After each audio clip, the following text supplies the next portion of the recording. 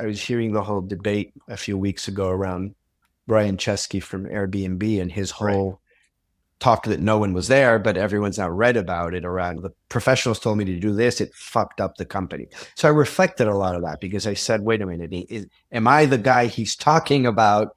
And I said, no, wait a minute. I don't think so. I think I've been through founding of companies. I was side by side with Marcos for many years, and I'm acutely aware of what to do and what not to do.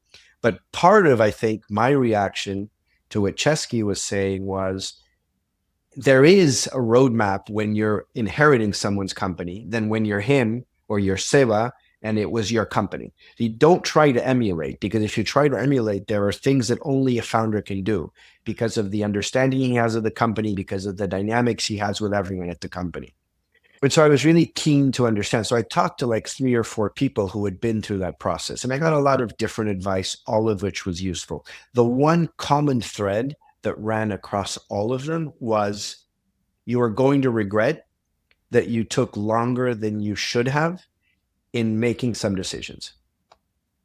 So I thought, okay, if I'm hearing this from everyone, then I'm going to avoid that. And I didn't avoid it.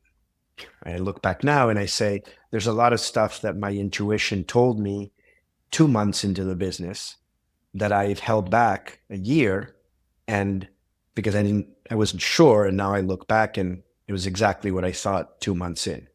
But I think there's also a reason why you do that is when you start moving things somewhat more assertively, you really need to make sure that you're all in. And I realized that when I was talking to another CEO who inherited a company from a founder, and we were kind of going through this, and I was saying, this concerns me. And he looked at me and he said, the one thing that's concerning me as I hear you is you need to have tremendous conviction in that entire change program that you're pushing. Because if you're not fully convinced, then it's going to be difficult. People will smell the doubt, and change is always difficult. And that's when it clicked for me. I said, okay, so it wasn't about whether I knew all this 2 months into the job.